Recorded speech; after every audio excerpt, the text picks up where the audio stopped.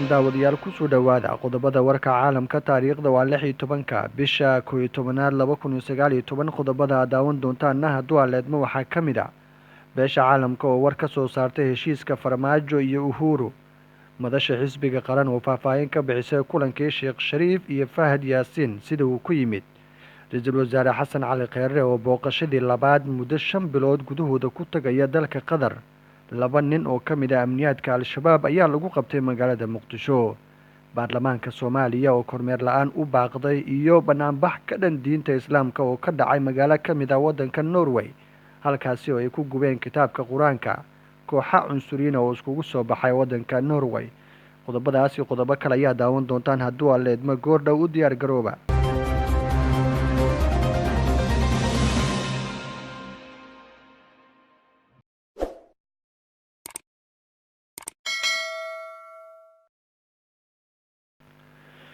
beesha caalamka ayaa war qoraala ka soo saartay maanta oo taariikhda ay ku beeneed 16 bisha 11aad 2019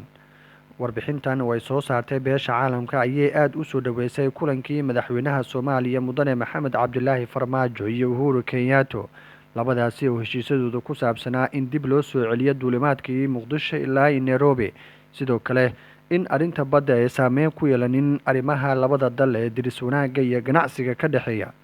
beesha caalamka qoraalkeeda waxay kusoo koobtay in muhiim ay tahay dirisnimada labada dal in la ilaaliyo boqolaalka shacab iyo kumanaanka shacab ee labada dalne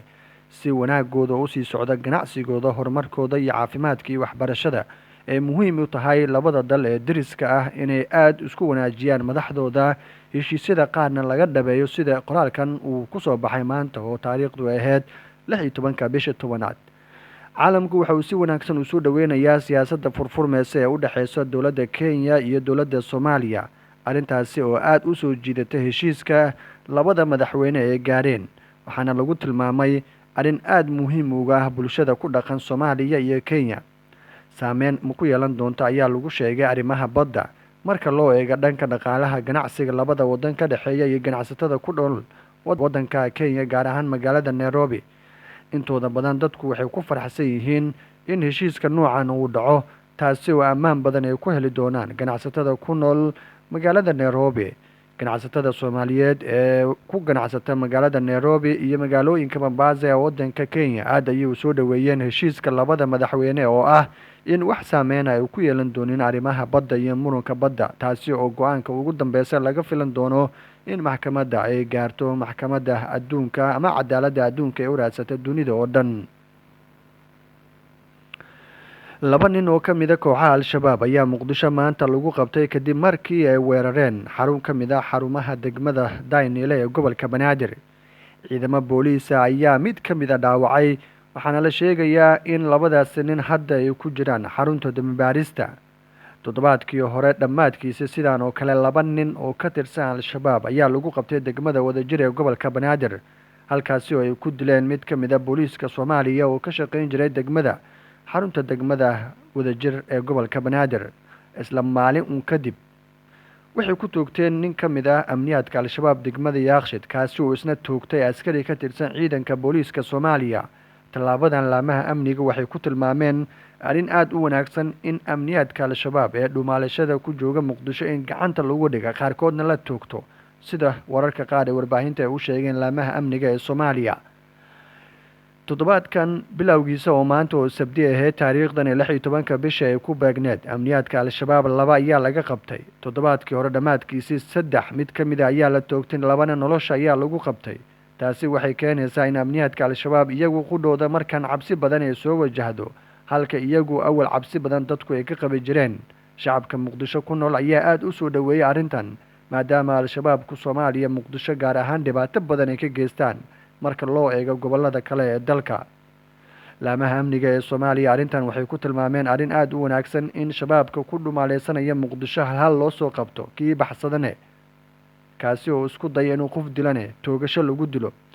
dadka ku nool muqdisho arrintan way soo dhaweeyeen balse kooxaha al-shabaab ilaa hadda kama hadlin war xaggooda ka soo baxayna ma jiro qodobka kale ee aad daawan doontaanna hadduu aleedma waxa uu noqonayaa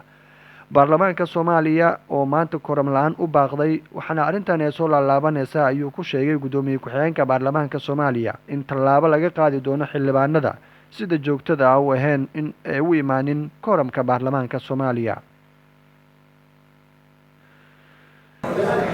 السلام عليكم ورحمة الله وبركاته. مدن على المروي هذيكم محسن.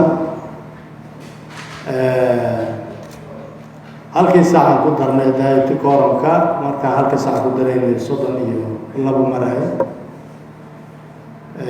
marka la 5 saac waa la xiray xildhibaano waxay u yiraahdeen xamay xirin 6 saac la gaarsiin 6 saac hadda waa la hafnay 7 saac lugta ku hayna marka laba maalin oo hore oo ogtiin wuxuu baaqanay kooramka marka sida hadda wax u jeedo socdaan loo jeednaa marka maana anfacayso inaan saada ku sii shaqeynay ku mahadsan hadda waxaan maraynaa 7 saac wax dhimana ku jirna kooramkiina dhowr iyo toban aa ka dhiman